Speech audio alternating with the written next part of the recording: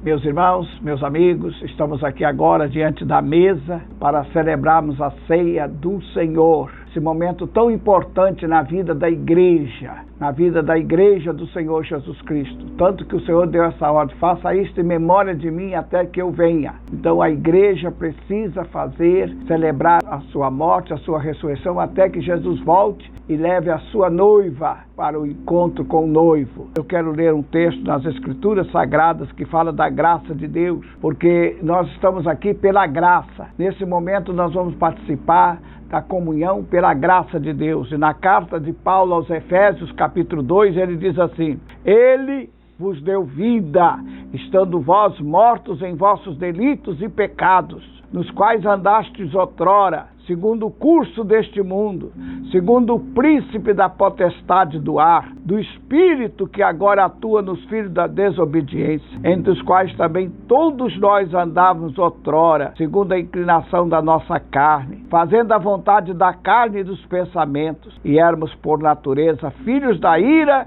como também os demais. Mas Deus, sendo rico em misericórdia, por causa do grande amor com que nos amou, estando nós mortos em nossos delitos, nos deu vida juntamente com Cristo. Pela graça sois salvos. E juntamente com Ele nos ressuscitou e nos fez assentar em lugares celestiais em Cristo Jesus, para mostrar nos séculos vindouros a suprema riqueza da sua graça em bondade para conosco em Cristo Jesus. Porque pela graça sois salvos mediante a fé. Isto não vem de vós, é dom de Deus. Não vem de obras, para que ninguém se glorie. Pois somos feitura dele, criados em Cristo Jesus para as boas obras, as quais Deus de antemão preparou para que andássemos nela. Então, nesta manhã, nós estamos aqui para celebrar a vida que o Senhor trouxe para nós. Ele vos deu vida, estando nós mortos em nossos delitos e pecados. Estávamos mortos em nossos pecados, andávamos nas trevas, mas Cristo nos resgatou, nos tirou das trevas para a sua maravilhosa luz. E o texto sagrado diz: pela graça sois salvos mediante a fé.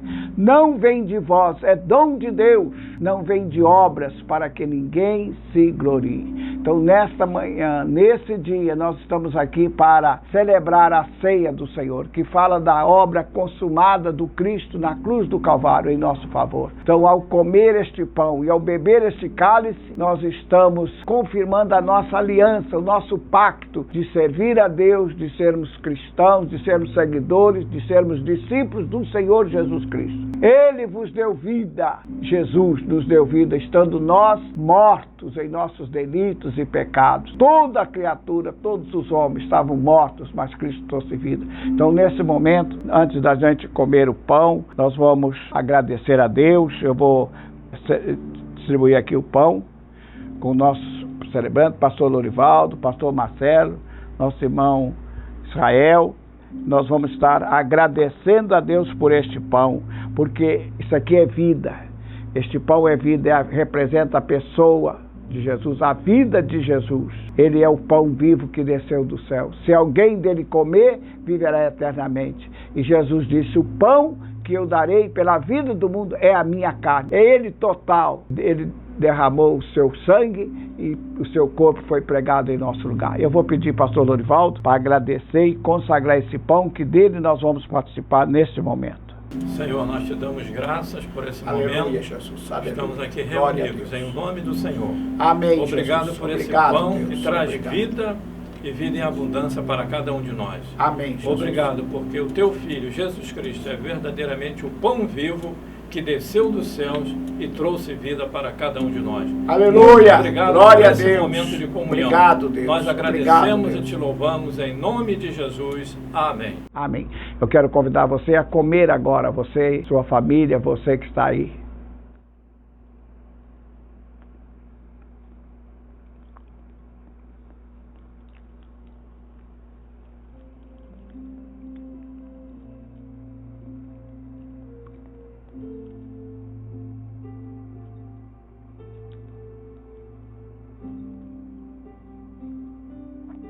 Aleluia. Glória a Deus. Glórias a Deus. Aleluia. Aleluia. Aleluia. A palavra de Deus diz que o Senhor Jesus, após haver ceado, tomou o cálice, dizendo: este cálice é a nova aliança no meu sangue. Faça isto em memória de mim. Então aqui nós temos o cálice e nós vamos tomar este cálice de suco de uva que representa o sangue de Cristo que foi derramado na cruz do Calvário. O sangue de Jesus nos purifica de todos os nossos pecados. Vamos receber este cálice.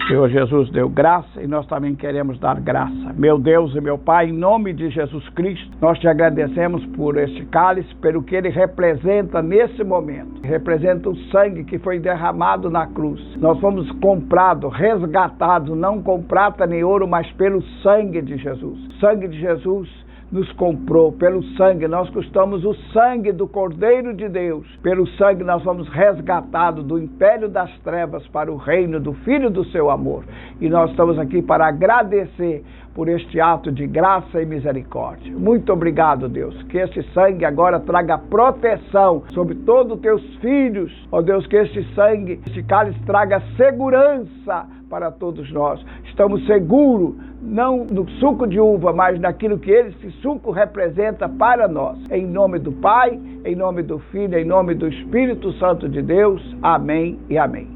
Tomemos todos.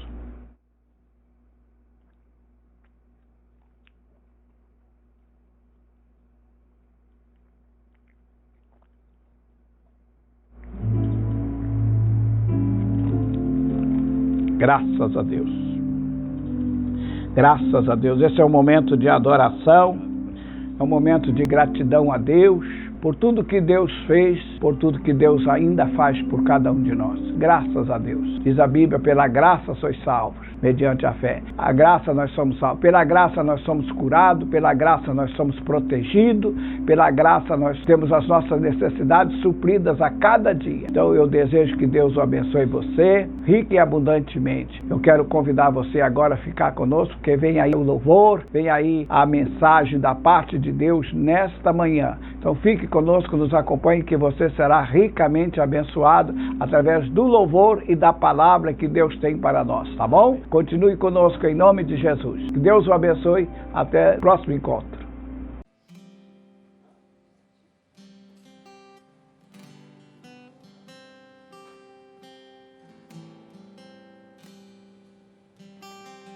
Bom dia, igreja. Tá fraco. Bom dia, igreja. Agora sim, eu sei que a máscara impede, às vezes até dá o som sair melhor, mas eu sei que você pode fazer melhor. Isso que eu pedi para você repetir. Sejam bem-vindos à casa do Senhor. Amém? Estamos alegres mais uma vez por estar aqui na casa do Senhor, para ouvir a palavra de Deus, para celebrar ao Senhor com alegria e também para estarmos irmanados na presença de Deus, estar em comunhão. Como isso tem valor, não é verdade? Nós vamos começar o nosso culto desde já. Eu peço que você abra sua Bíblia no livro de Salmos, no Salmo de número 123. Salmo de número 123. Diz assim a palavra do Senhor: a ti que habitas nos céus, eleva os olhos, como os olhos dos servos estão fitos nas mãos dos seus senhores, e os olhos da serva na mão da sua senhora, assim os nossos olhos estão fitos no Senhor, nosso Deus, até que se compadeça de nós. Tem misericórdia de nós, Senhor, tem misericórdia, pois estamos sobremodo fartos de desprezo. A nossa alma está saturada do escárnio dos que estão à sua vontade e do desprezo dos soberbos. Tem misericórdia de nós. Esse é um salmo qual o escritor pede o auxílio divino, pede a sua misericórdia. Mas ele faz isso não somente pensando naqueles que o incomodam, naqueles que se levantam para tentar derrubá-lo, ele faz isso principalmente com os olhos fitos no seu Senhor. Isso nos leva a pensar que nós também, passando o que estamos passando, as dificuldades que só você sabe, só você e Deus sabe, você está passando, a melhor coisa que podemos fazer é continuar olhando para o nosso Senhor, esperando dele socorro, esperando do nosso Deus sua misericórdia, esperando dele o nosso consolo. E louvado seja o Senhor, porque ele é consolador. Louvado seja o Senhor, porque ele é misericórdia, ele é amor, e nós podemos encontrar isso nele, mas temos que manter os nossos olhos firmados no Senhor. Coloque a sua Bíblia no banco, feche os seus olhos. Estamos aqui para exaltar o teu santo nome, para colocar as nossas vidas em tua presença, Senhor, pois esse é o melhor lugar onde podemos estar. Estamos aqui para procurar a tua face, para ouvir a tua voz, obter o teu direcionamento. Queremos te exaltar, Senhor, queremos te render graças, adoração. Muito obrigado, Pai. Muito obrigado, Senhor, porque as nossas vidas não passam desapercebidas para ti, Senhor. Nós sabemos que somos amados, somos queridos, e o fato de estarmos aqui nessa manhã, ó Deus, isso é fruto da tua graça, do teu amor, ó Deus, e nós te damos graças por isso. Deus, perdoa os nossos pecados, perdoa, Senhor, tudo aquilo que cometemos, que falamos, que pensamos, as formas com as quais agimos que foram contra o teu querer, a tua vontade. Ó Deus, reina em nós, reina em nossas mentes, nosso coração, em nossos desejos, Senhor. Possamos, ó Deus, estar sendo tocados, ó Deus, pela tua presença nessa hora. Que toda angústia, ó Deus, que toda culpa seja dissolvida, retirada em nome de Jesus. Ó Deus, que em meio aos louvores, aos cânticos, Senhor, haja liberdade, haja, Senhor, movimento do teu Espírito, alegria, ó Deus, trazendo para nós um renovo, ó Deus, e que esses louvores sejam bem recebidos por ti, Senhor. Nós te bendizemos, nós te louvamos, dirige esse culto, Pai, ó Deus, porque nós pedimos isso em nome de Jesus e damos graças. Amém e amém. Vamos louvar ao Senhor com alegria. Aleluia.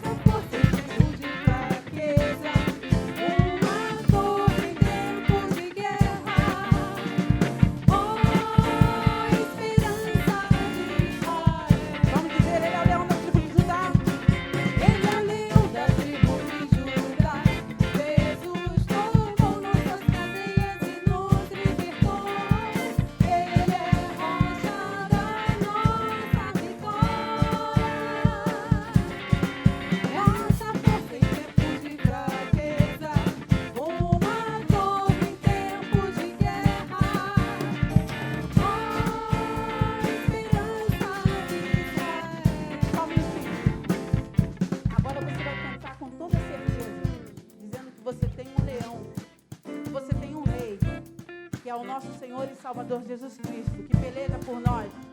Esse hino é uma música antiga, tem uns 30 anos, mas é tão atual atual nos dias de hoje, irmão, nos dias que vivemos dias difíceis e temos que declarar guerra ao nosso inimigo, amém? Oh, bendito seja o nome do Senhor.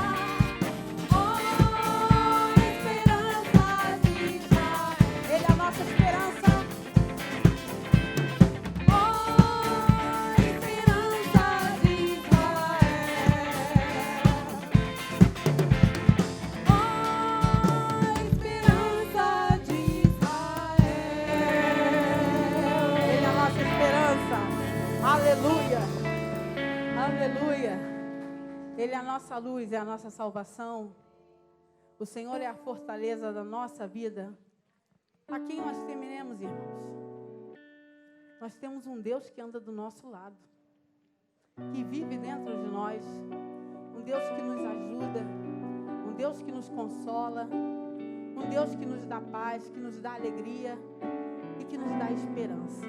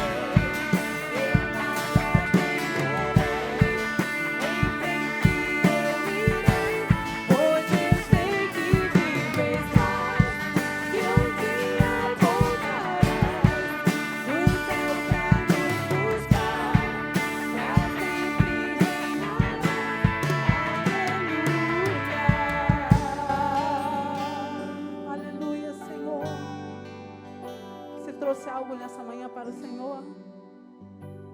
O que darei eu ao Senhor por todos? Amém. Então, os irmãos podem sentar. É bom nós estarmos aqui na casa do Senhor, não há lugar nenhum. Aliás, eu já dei bom dia, já, né? Bom dia. Bom dia, vamos dar de novo. Bom dia. Está todo mundo me ouvindo aí bem? Amém? Então dê assim, glória a Deus, aleluia.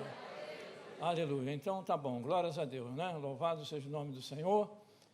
Não tem melhor lugar do que na casa de Deus. Você sabia disso? Quem sabia? Não há melhor lugar do que na casa do Senhor.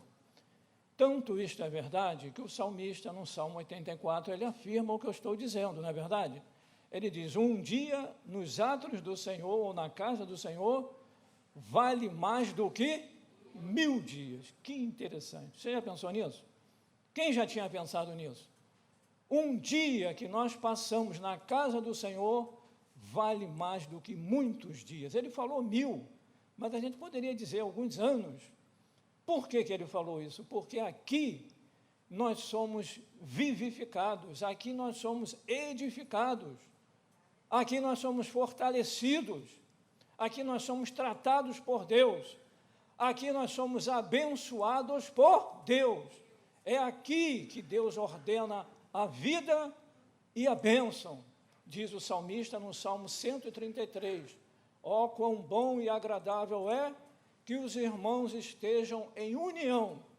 E lá no original em hebraico diz diferente um pouco, diz quão bom e agradável é que os irmãos estejam sentados à mesa, à roda da mesa, porque há comunhão. Hoje não se valoriza mais isto. As famílias não almoçam mais juntos. Um vai para um quarto, o outro vai para o outro fica no computador, o outro fica no celular, no restaurante é a mesma coisa, um monte de criança com tudo com o celular na mão, e os contatos, os relacionamentos, a vida, o olho no olho, o afeto, o carinho, o amor, a presença, tudo isso vai se esvaindo. Mas os judeus ainda preservam essa cultura, essa tradição que é importante, de se reunirem, de estarem ao redor da mesa. Isso é hábito deles até os dias de hoje. Se você for lá em Israel, você vai ver eles reunidos nas sinagogas, no Muro das Lamentações, lá tem algumas sinagogas, não é, Mário? E quem foi lá, e vai ver que de sábado de manhã eles estão lá, as famílias lá, as crianças brincando, a mesa posta, o rabino com aquela barba de 3 metros, com aquela costeleta, com chapéu, e as, não é? Aquelas, não é? Isso aí, eles estão lá, e as crianças lá, e um lendo lá a Bíblia, e as mulheres sentadas, conversando, a família reunida. Por isso o salmista disse, um dia na casa do Senhor, porque eles passam o dia. Vocês entenderam? Eles passam um dia inteiro na sinagoga. Não é como nós aqui, que a gente daqui a pouco já está querendo ir embora para casa para almoçar. Eles passam, eles ficam em família, eles começam o Shabat já na sexta-feira, no pôr do sol. Sexta-feira, 6 horas, começa o Shabat, vai até de manhã, e é festa, é alegria, família reunida. Amém? Amém? Quem gostou do que eu falei? Amém. Quase todo mundo. Tem um ali que não gostou, não. Eu estou vendo, hein? Glórias a Deus. Então, vamos agora à palavra, né? Tudo isso que eu falei foi a palavra também, né? Então, vamos aqui. Abra sua Bíblia, por favor, no livro de Atos dos Apóstolos, capítulo 1, verso 8. Atos dos Apóstolos, capítulo 1, verso de número 8. Diz assim, mas recebereis poder ao descer sobre vós o Espírito Santo, e sereis minhas testemunhas, tanto em Jerusalém, como em toda a Judéia e Samaria, e até os confins da terra. Eu vou repetir que o verso é pequeno, né? Mas recebereis palavras de Jesus para os seus discípulos, para os seus apóstolos, antes dele voltar aos céus, dele ser assunto aos céus, ser elevado aos céus. Mas recebereis poder ao descer sobre vós o Espírito Santo, e sereis minhas testemunhas tanto em Jerusalém, como em toda a Judéia e Samaria, e até os confins da terra. Amém. Eu volto a falar, são palavras de Jesus aos seus discípulos, aos apóstolos, àqueles homens que estavam com ele, caminhavam com ele e estavam ali nos últimos momentos com Jesus, enquanto Jesus esteve aqui na terra. Depois dessas palavras, Jesus foi elevado aos céus, à vista deles. Eles viram Jesus indo aos céus, voltando aos céus, e aliás a Bíblia diz que ninguém voltou ao céu, subiu ao céu, senão aquele que de lá havia descido, João capítulo 3, versículo 13. Ninguém subiu ao céu, senão aquele que de lá havia descido. Que glórias a Deus, não é? Ninguém, somente ele. Ele voltou porque ele veio dos céus. Ele veio dos céus e habitou entre nós. E aqui era esse momento em que ele estava reunido com seus discípulos e disse essas palavras para os discípulos. E desse texto eu quero explorar uma palavra que ele disse. Ele disse: e sereis minhas testemunhas. Vamos repetir. E sereis minhas testemunhas. Vocês serão minhas testemunhas. Vocês testificarão a respeito de mim. Vocês falarão a respeito de mim. Vocês falarão a respeito do Evangelho. Vocês falarão a respeito do meu poder. Vocês falarão a respeito da minha glória. Tanto é que João, discípulo dele, obedeceu, escrevendo o seu Evangelho. Ele disse: nós vimos a sua glória como do unigênito do Pai. O que é que João fez? Testemunhando a respeito de Jesus, testemunhando a respeito daquilo que ele havia visto. Ele escrevendo também a sua primeira carta, ele também fala disso também. Nós falamos do que nós temos visto e ouvido, não só visto, não só ouvido, mas do que nós temos visto, do que nós temos presenciado. João foi lá no Monte da Transfiguração com Jesus. Jesus chamou Pedro, Tiago e João e os levou ao Monte da Transfiguração. Aliás, é um monte que depois passou a se chamar Monte da Transfiguração, por causa daquele momento. E lá eles viram a glória de Deus, eles viram Jesus glorificado, com a sua natureza transformada, espiritual, celestial, eterna.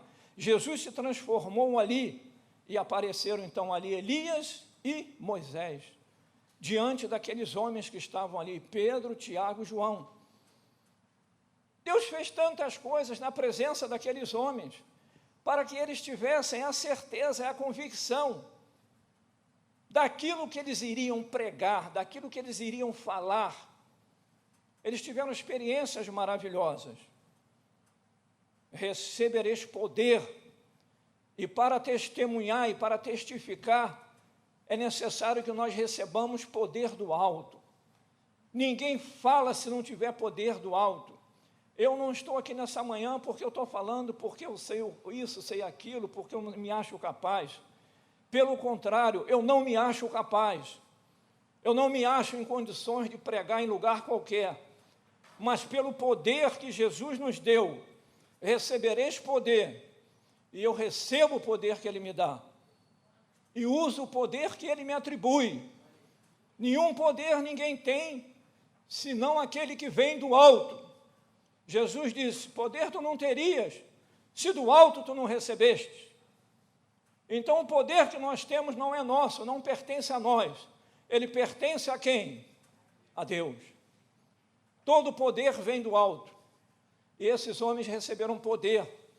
Poder para testemunhar, poder para falar da graça, poder para falar da salvação, poder para curar. Em meu nome vocês imporão as mãos sobre os enfermos e eles serão curados. Em meu nome vocês ressuscitarão os mortos. Em meu nome, com a minha autoridade, vocês pegarão em serpentes. Em meu nome, se vocês beberem alguma coisa mortífera, não tentando Deus, não com tolice, mas em nome de Jesus, cumprindo a missão de Deus, nada nos fará mal.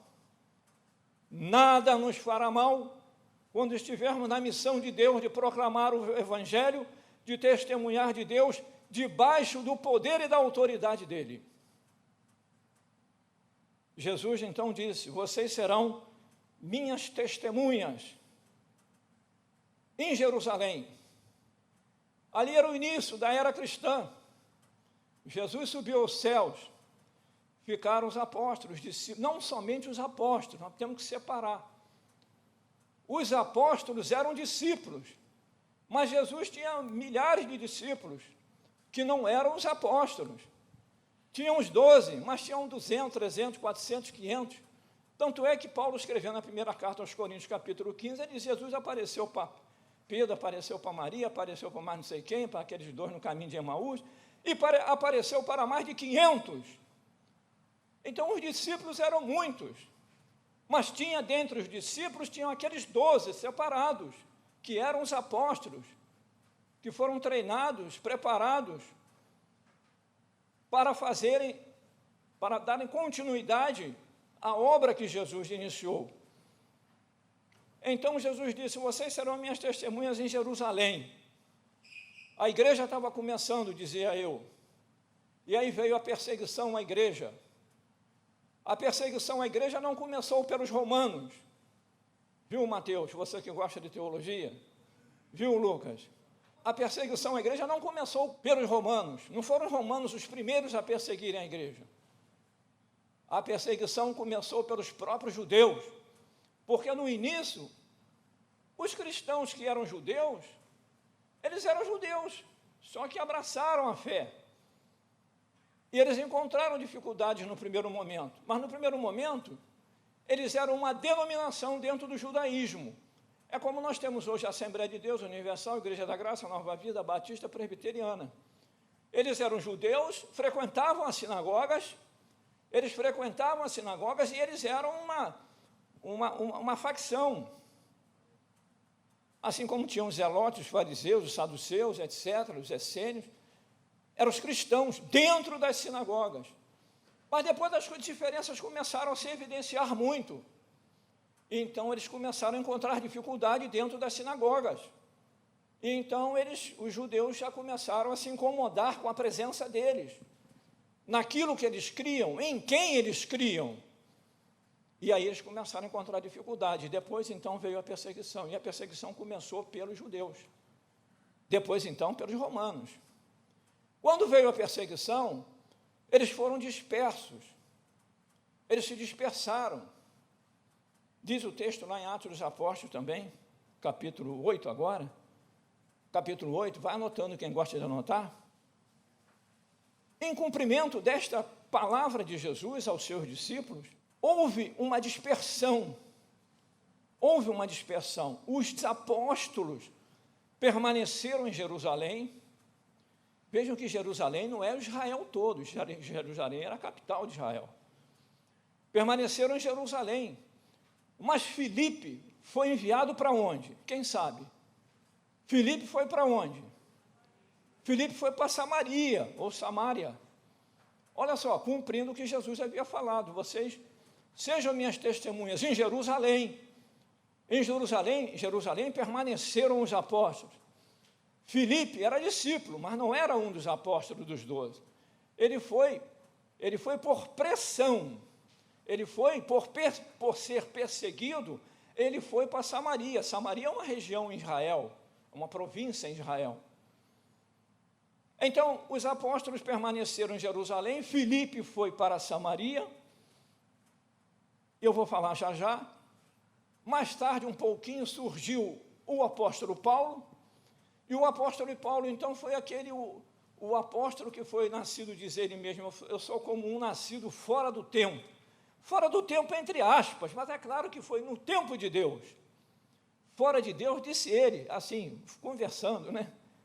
Mas, na verdade, dentro do tempo de Deus. Ele apareceu um pouco tempo depois, se converteu um pouco tempo depois.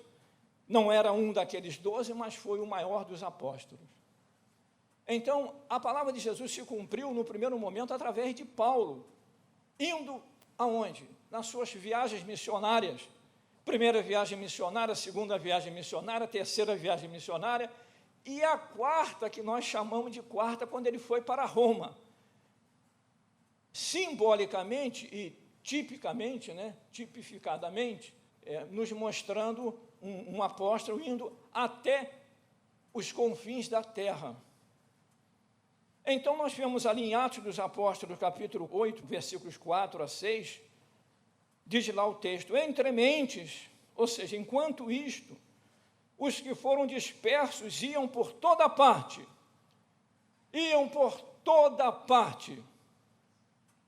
pregando a palavra.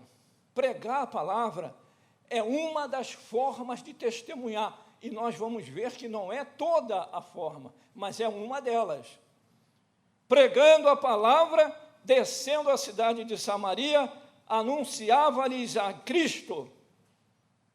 E tal era o poder de Deus que estava sobre Filipe, que dizem as Escrituras, as multidões atendiam, unânimes, as coisas que Filipe dizia, ou seja, elas ouviam.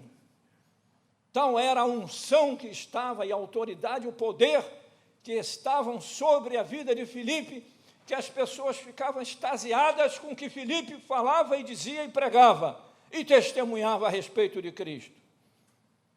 Atendiam unânimes às coisas que Filipe dizia, ouvindo-as e vendo os sinais que ele operava. Aleluia! E vendo os sinais que ele operava.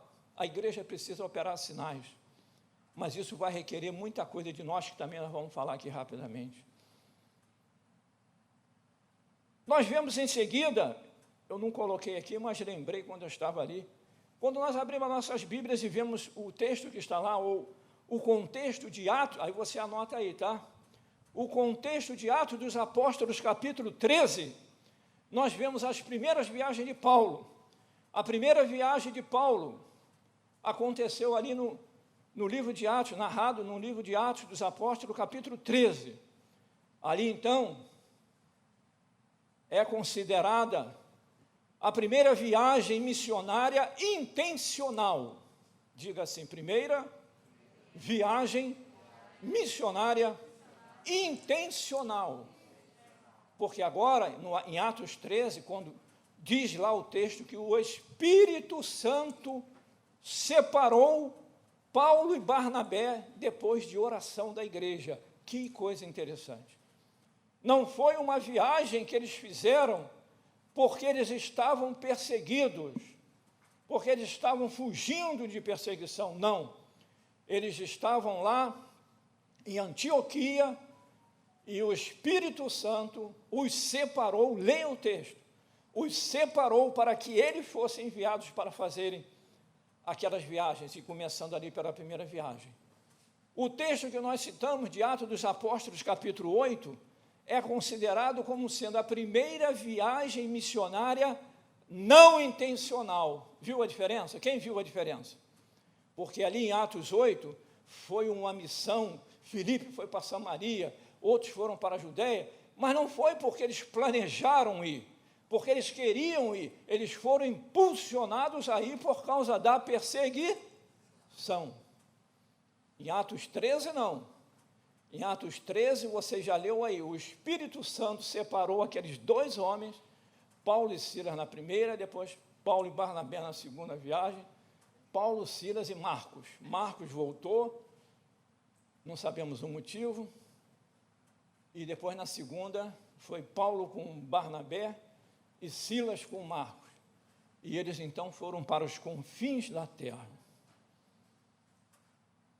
Eu vou avançando aqui na minha prédica e vou olhar agora o texto que está na carta de Paulo a Timóteo. Abra aí, por favor, na sua Bíblia. Primeira carta de Paulo a Timóteo.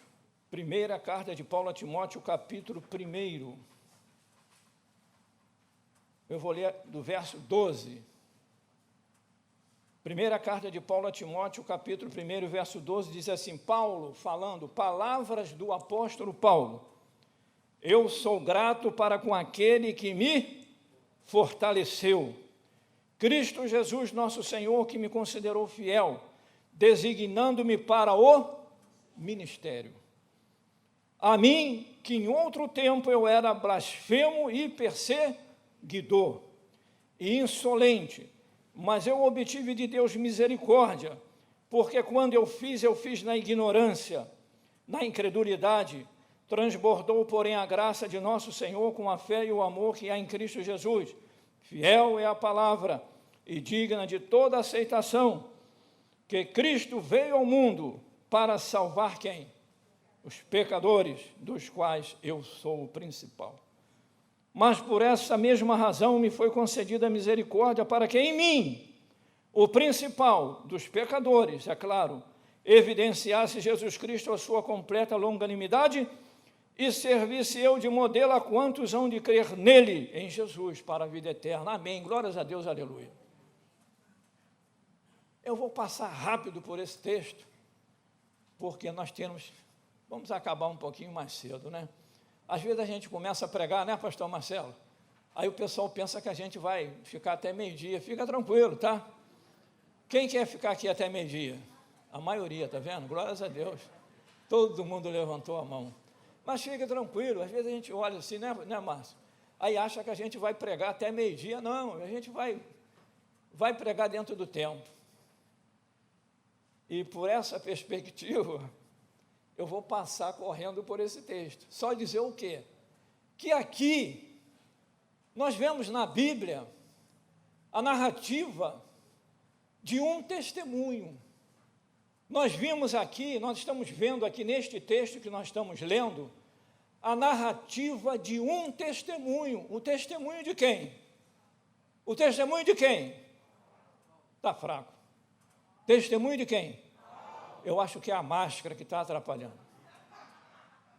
O testemunho de ninguém mais ou menos do que o apóstolo Paulo. Ele está dizendo exatamente isso. Olha, vocês estão vendo o que é que Deus fez na minha vida? É isso que ele está dizendo. Eu que era, ou que me acho o principal dos pecadores, por que é que eu me acho assim? Porque eu persegui a igreja de Jesus Cristo, porque eu era blasfemo, ou seja, eu falava blasfêmias contra Jesus e contra a sua igreja, porque eu era insolente, porque eu era um rebelde, porque eu era mau, eu era perverso, que eu perseguia os cristãos. Não é que ele era mau, não, é porque a religião dele, ele achava que estava certo. Não é que ele era um homem mau, me perdoem, mas é porque ele achava dentro da religião dele que o cristianismo devia de ser banido. Mas ele aqui estava dando o quê? O seu testemunho, dizendo, olha o que Deus fez por mim. Apesar de eu me achar o principal dos pecadores, esse pecado talvez seja o maior dos pecados, perseguir a igreja de Jesus, de blasfemar contra Jesus e contra o seu povo, contra a sua igreja. Mas ainda assim Deus teve misericórdia, eu obtive misericórdia, porque quando eu fiz isso, eu fiz na ignorância, diz ele, na incredulidade, e ele diz, transbordou, porém, a graça do nosso Senhor com a fé e o amor que há em Cristo Jesus. O que é que Paulo estava fazendo aqui? Exatamente dentro do tema da nossa mensagem, testemunhando do poder transformador de Deus, testemunhando da salvação que ele tinha alcançado em Cristo Jesus, testemunhando da graça e da misericórdia de Deus, testemunhando do amor de Deus, testemunhando para as pessoas e dizendo, olha, se ele fez comigo, ele pode fazer com você também. O que Deus fez comigo pode fazer com você também. Eu também digo para você que está aqui nessa manhã, o que Deus fez comigo, ele pode fazer com você também. Eu lembro quando eu cheguei aqui há 33 anos atrás, na Igreja de Nova Vida, na rua Dias da Cruz. 33 anos atrás, encontrei lá a Isabel, hein, Luiz? Isabel já estava lá. Cremilson também já estava lá. Quem mais já estava lá? Sebastião, Fábio. Quem mais? Quem mais? Marli, quem mais? Né, dos que estamos aqui nessa manhã, encontrei meus irmãos lá, encontrei a Marli, encontrei a Isabel, garotinha, novinha, Cremilce com as meninas, novinha, hein, Renata? Cadê a Renata? Está lá, né, Renata? Pequenininha. E a Alessandra. Gonçalo, naquele tempo, ainda não estava com a gente, né, Gonçalo? Glórias a Deus pela sua vida, né? Sebastião, né, Sebastião? Fábio aqui também estava lá. Cheguei lá e eu me lembro daquele tempo. O que é que Deus fez na minha vida? O que é que Deus fez na minha vida? O que é que Deus fez na minha vida? Quem quiser saber, depois eu conto, tá? Manda um WhatsApp para mim. Se você não sabe, pergunta aí, qual é o WhatsApp do pastor? Aí eu vou passar para você o que é que Deus fez na minha vida. Nós vemos aqui o quê? Um testemunho poderoso do apóstolo Paulo. Um testemunho poderoso. E ele diz assim, para que evidenciasse em mim, verso 16, mas por esta mesma razão me foi concedida misericórdia, para que em mim, o principal dos pecadores, evidenciasse Jesus Cristo a sua completa longanimidade, mostrando para as pessoas que Deus é bom, que Deus é gracioso, misericordioso, é longânimo, e transforma o mais vil pecador, e servisse eu de modelo. Paulo foi tomado como modelo. Olha, vou mostrar para o mundo inteiro, para a humanidade inteira, o que eu posso fazer. Não importa o que você fez. Não importa o que você fez. Deus liberta, Deus salva, Deus cura e Deus transforma. E servisse eu de modelo a quantos hão de crer nele para a vida eterna. E Paulo serviu de modelo mesmo para muitos que creem hoje em Cristo, creem muitos por causa do testemunho de Paulo. Nós vemos assim, então, que nós fomos chamados. Diga assim, eu fui chamado. Nós que estamos aqui fomos chamados para testemunhar. Nós todos que estamos aqui fomos chamados para testemunhar de Jesus. Assim como Zaqueu, e eu queria relatar agora, Zaqueu é rápido. Zaqueu, aquele homem, fiscal de rendas, auditor fiscal AFRF, da Receita Federal. Zaqueu era esse homem. Zaqueu defraudava as pessoas, roubava mesmo, como muitos fiscais, não digo que é a maioria, mas como muitos, que são desonestos, que cobram mais do que devem cobrar, que agem, né, furtivamente, desonestamente. Zaqueu teve encontro com Jesus naquela árvore, subiu na árvore e Jesus descobriu ele lá em cima da árvore. Só Jesus mesmo para descobrir alguém na árvore. Ele descobriu ele na árvore, ele desceu rápido da árvore e Jesus falou, vou ficar na tua casa. Amém, vamos lá, vamos tomar um cafezinho. Jesus foi para a casa de Zaqueu, lá em Jericó. Lá em Jericó. Fez um lanche com Zaqueu. Jesus não perguntou nada a Zaqueu. O encontro de Zaqueu com Jesus e as palavras de Jesus, a conversa de Jesus com Zaqueu foi tão importante que Zaqueu, por ele mesmo, do coração dele, pela vontade espontânea dele, Zaqueu olhou a sua consciência e disse, Jesus não pediu nada a ele, não falou nada com ele para ele fazer, para ele devolver dinheiro, para ele ajudar os pobres, nada disso. Mas ele disse, Senhor, olha, de todo o dinheiro que eu tenho, eu sei que não é um dinheiro limpo. Eu vou ajudar os pobres agora. A partir de agora eu vou pegar do meu dinheiro e vou ajudar os pobres. E todas aquelas pessoas que eu defraudei, todas aquelas pessoas que eu tirei ilicitamente, se elas me procurarem, aquelas que eu sei eu vou devolver, outras eu já não sei mais. Eu vou devolver quantas vezes mais? 4 vezes mais. Eu vou devolver 4 vezes mais. Se eu roubei 1.000, eu vou devolver quanto? 4.000 reais. Que bênção, hein? E aí aquelas pessoas recebiam o dinheiro de volta e ajudavam também os necessitados, né? O que é isso? Testemunho de conversão. Testemunho de conversão. Conversão tem que causar alguma coisa na vida da gente. Tem que mudar, tem que provocar mudança. Tem que provocar transformação. Transformação de vida, mudança de vida. Você mudou de vida, eu mudei de vida, O meu coração foi mudado e foi transformado. Zaqueu foi mudado na hora. Eu roubei, eu vou devolver, eu vou ajudar os pobres. Eu vou devolver o que eu roubei 4 vezes mais. Dividiu o seu dinheiro com os pobres e restituiu a quem ele havia defraudado e restituiu 4 vezes mais, denotando, evidenciando mudança de vida, transformação, novidade de vida, nova criatura se tornou Zaqueu, assim como Paulo também se tornou uma nova criatura e testemunhava do poder de Deus, e eu creio que Zaqueu também testemunhou, além disso aqui, continuou testemunhando do poder de Deus. E eu queria dizer para os irmãos nessa manhã algumas coisas mais. Você está preparado para ouvir? Quem está preparado? Testemunhar, meus irmãos, não é somente dizer o que Jesus fez. Testemunhar não é somente dizer, Jesus fez isso,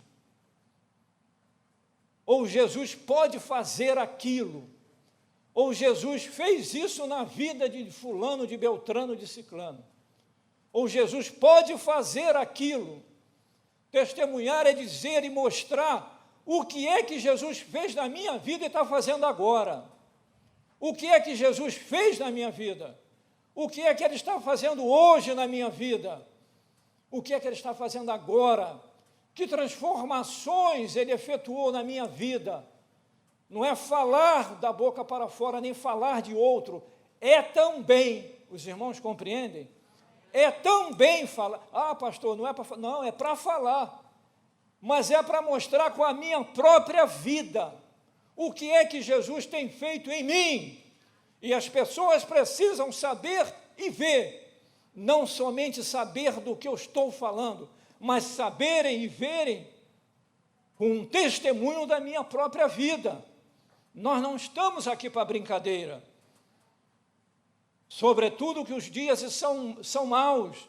Estamos vivendo já nos tempos do fim. O escatom já está chegando. O apocalipse está aí daqui a pouco. E as pessoas estão esperando ver em nós alguma coisa para que elas possam se decidir por Cristo. E eu posso estar sendo um entrave na vida delas. Testemunho não é somente dizer o que Jesus fez ou pode fazer, mas o que Ele está fazendo hoje e agora de verdade na minha vida e na sua vida. Diz o texto bíblico, nem a incircuncisão, nem a circuncisão é coisa alguma, ou seja, tem valor para Deus, mas sim o ser nova criatura. O que está dizendo esse texto? Que muita gente fica na legalidade da lei, muita gente fica no blá blá blá e no falar somente, e fala e fala muito, fala e eu às vezes também falo, fala muito, ninguém quer ouvir o que você está falando, quer também, a pessoa quer ver o que você está fazendo, as pessoas querem ver o que eu estou fazendo de fato, de verdade, de real na vida delas, na minha vida. Nem em circuncisão tem valor algum para Deus, mas o ser nova criatura. Eu sou uma nova criatura? Eu nasci de novo? Conhece-se uma árvore pelo fruto. Como é o fruto? Jesus chegou certa ocasião, lembram-se disso? E viu lá uma figueira. Ele olhou para a figueira, o que é que ele esperava encontrar naquela figueira? Um fruto bonito, um figo, e ele não encontrou. E ele então amaldiçoou aquela figueira. Ele amaldiçoou, irmão, não é porque Jesus era amaldiçoador de figueiras, ou de quem quer que seja. Aquilo é um exemplo, aquilo é um tipo, aquilo é uma lição para nós, é um ensinamento para nós. Jesus olha para nós também, e Ele espera ver alguma coisa em nós, Ele espera ver fruto, Ele espera ver uma obra boa, Ele espera ver uma vida transformada. E Ele então chegou assim, seca, e acabou, secou. Porque uma coisa é aparentar ser, e a outra coisa é ser de fato, é ser de verdade, é honrar a Deus e glorificar a Deus, é testemunhar de Deus, testemunhar com a sua vida. O testemunho requer de nós, de cada um de nós, de mim e de você, De você, jovem também. Quem é jovem aqui? Levanta a mão. Temos alguns jovens, está vendo? Tem jovem de 80, jovem de 87, jovem de 13, de 21. Requer sacrifício. Por que é que muitos não testemunham com a sua vida? Porque requer sacrifício. Porque requer o quê? Muitas vezes sofrimento. E sofrimento eu não quero. Sacrifício, eu me sacrificar para testemunhar de Deus, isso eu não quero. Eu não quero. Daí vem um termo, mártire. Por que surgiu esse termo mártire? Está tudo dentro da mensagem. Mártire, vem da palavra grega martiria. O que é martiria? Martiria é a pronúncia, mas a escrita é marturia, mas esse U é como Miller alemão, é como merci beaucoup no francês, o U tem um som de meio I, é semivocalizado. Martiria, no grego quer dizer, sabe o quê? Testemunho. Martiria no grego não quer dizer sofrimento nem sacrifício. No grego, martiria quer dizer, sabe o quê? Testemunho. Mas qual é a relação de martiria, testemunho com sofrimento? Por quê? Porque muitos cristãos, ao dar o seu testemunho, no seu testemunho havia muito sacrifício, havia muito sofrimento, envolveu ou envolvia e ainda envolve a morte de muitos, até a morte, perseguição de muitos. Então, o fato de dar o seu testemunho causava muito sofrimento, causava muito sacrifício. Daí, no português, nós trazemos essa relação de que, martírio é sofrimento, mas martírio na origem não é sofrimento, é testemunho. Mas só que esse testemunho envolve o quê? Sofrimento e sacrifício. E isso nós não queremos. Nós queremos ar-condicionado, banco confortável, zona de conforto. Nós não queremos testemunhar, porque muitas vezes isso requer de nós um esforço para não fazer isso, para não agir assim, para não falar aquilo, para dar um bom exemplo. Isso também requer de nós, sem contar as perseguições e intolerâncias que nós sofremos, enfim, muitos irmãos nossos pagaram com a sua própria vida. Esse sofrimento foi até o ponto deles terem as suas vidas sacrificadas. O sofrimento teve um limite, o limite foi a perda da sua própria vida.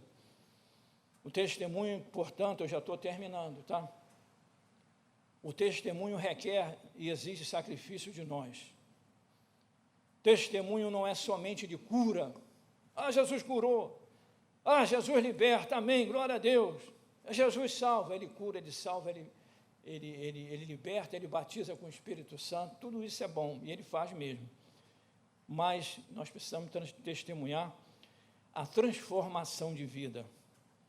Em Antioquia, lá em Antioquia, que eu me referi ainda há pouco, os discípulos foram chamados cristãos pela primeira vez.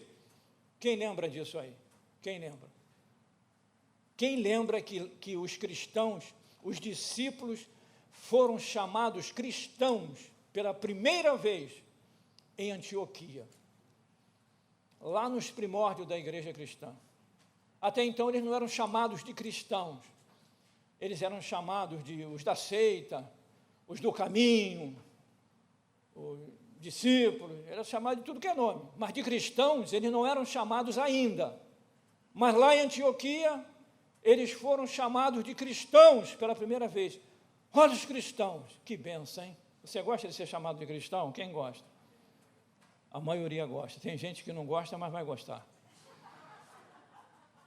Foram chamados de cristãos pela primeira vez lá em Antioquia. Você anote aí, Atos dos Apóstolos 11, versículo 26. Em Antioquia foram os discípulos pela primeira vez chamados de cristãos. E aqui agora eu faço algumas perguntas para terminar a nossa mensagem nessa manhã. A sua vida honra a Deus? Leva essa pergunta para você fazer uma reflexão na sua casa.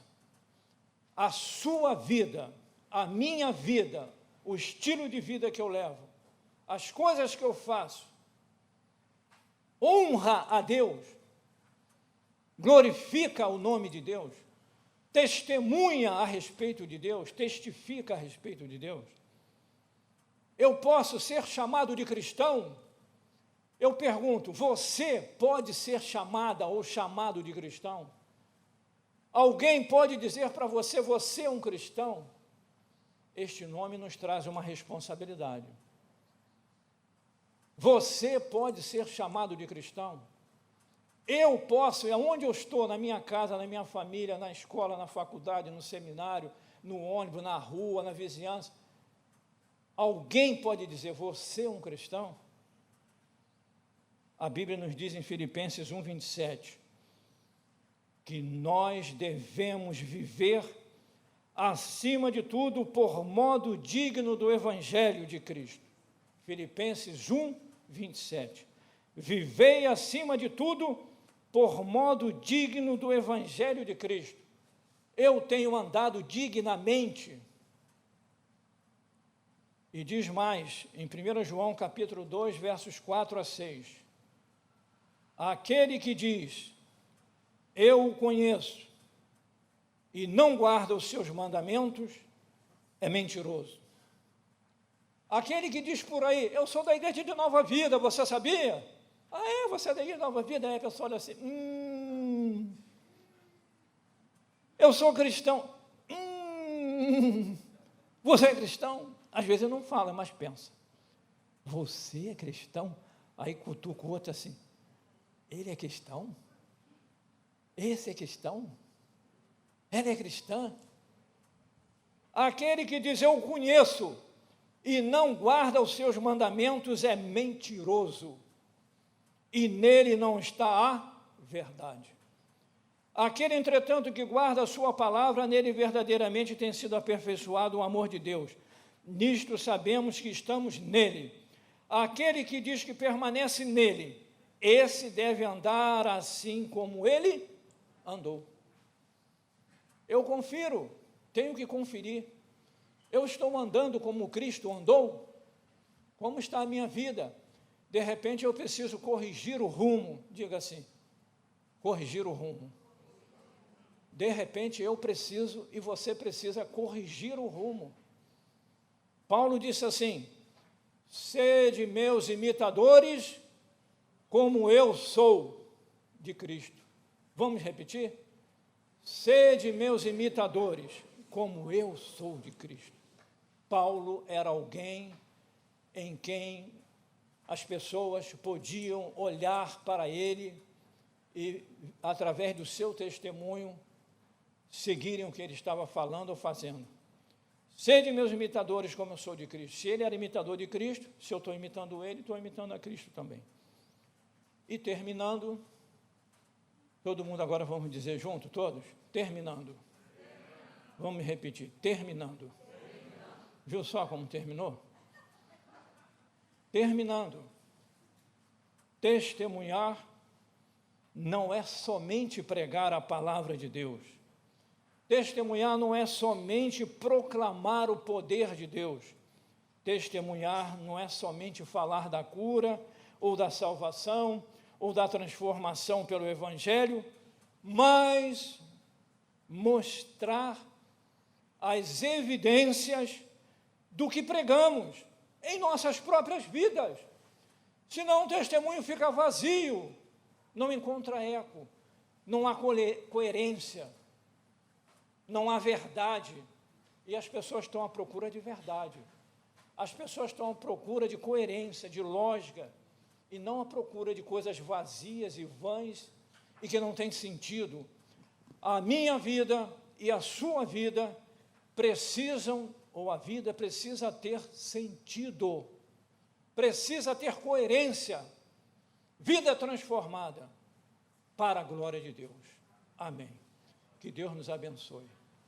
Vamos ficar de pé nessa hora. que nós já estamos chegando aqui no final, 11 horas, glórias a Jesus, louvamos a Deus, bendito seja o nome do soberano Deus. Estenda as suas mãos para o alto, glorifique a Deus, diga: Senhor, muito obrigado. Obrigado, Senhor, porque, diga você, não é?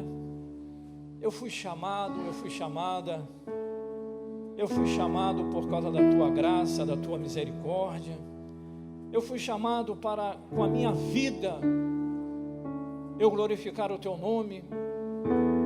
Eu fui chamado para que, ainda que sem palavra alguma, eu fale alguma coisa, porque nem sempre as palavras vão dizer muita coisa, mas a minha vida pode dizer muito mais do que as palavras. Senhor, eu ainda tenho dificuldade, Senhor, em algumas áreas da minha vida. Eu sei, Senhor, que não tenho testemunhado muito bem. A minha vida ainda precisa de algumas correções de rumo, mas o Senhor me ajuda. O Senhor me ajuda, me fortalece. Muda-me, Senhor, a cada dia. Muda a minha mente, muda o meu coração. Muda, Senhor, as minhas reações. Muda mesmo a minha vontade, para que a minha vontade esteja alinhada com a Tua vontade. Senhor, que a cada dia eu possa andar de acordo com a Tua vontade. Que a cada dia, Senhor, eu possa fazer brilhar a Tua glória na minha vida. Obrigado, Senhor, porque assim como o apóstolo Paulo, nós fomos alcançados pela Tua misericórdia. Perdoa os nossos pecados, perdoa, Senhor, as nossas falhas, as nossas transgressões, as nossas limitações, perdoa o nosso erro. Senhor, tenha misericórdia de nós, nós queremos glorificar o Teu nome, senão a nossa vida não tem sentido. A nossa vida só tem sentido quando nós glorificamos o Teu nome, porque fomos criados para a glória do Senhor, criados para a glória do Teu nome, Senhor. Nos abençoa, Senhor, nos livra do mal, nos proteja, que o sangue de Jesus Cristo esteja sobre cada um de nós que estamos aqui, as nossas famílias, os nossos parentes, os nossos amigos, que a unção do alto esteja sobre nós, o óleo da Tua unção, nos protegendo deste vírus, coronavírus, que cada um dos meus irmãos esteja livre, protegido desse mal e as suas famílias, que o manto santo do Senhor esteja sobre cada um de nós, que o óleo da Tua unção esteja sobre a nossa cabeça, até a planta dos nossos pés, nos dando proteção e livramento, que a chama e o poder do Teu Espírito Santo esteja em nosso redor e queimando em nós, para nos livrar de todo perigo, de todo mal. Que os Teus anjos, Senhor, estejam acampados ao nosso redor, com as suas espadas inflamadas, desembainhadas, para entrar em ação em nosso favor. Guarda nossas casas, nossos lares, nossos amigos, guarda o nosso Brasil, afasta do nosso Brasil essa peste, este vírus. Nós repreendemos esse mal em nome de Jesus. A igreja agora repreende esse mal em nome de Jesus. Em nome de Jesus nós repreendemos este mal, este vírus. Senhor, socorre aqueles que estão nos leitos dos hospitais, socorre aqueles que estão lá no CTI com problemas, Senhor, advindos da Covid-19. Socorre esses irmãos, até mesmo pastores. Fortaleça as famílias que estão sofridas, angustiadas ao lado dos seus parentes, dos seus entes queridos, à beira da morte. Muitos, Senhor, livra-os da morte. Oramos por alguns pastores da Igreja Nova Vida que estão internados, que a Tua graça e misericórdia os alcance. Nos abençoa, abençoa a nossa vizinhança, nossos vizinhos, abençoa, Pai, a nossa família, abençoa as famílias da nossa igreja que não estão aqui nesse momento, mas estão nos seus lares. Alcança cada um, meu Pai, fortaleça a cada um, dá saúde a cada um, proteja a cada um. Nós oramos, Senhor, agradecidos ao Senhor por tudo, no nome de Jesus Cristo. Amém. Meu querido, meu amado, Deus te abençoe. Vá em paz.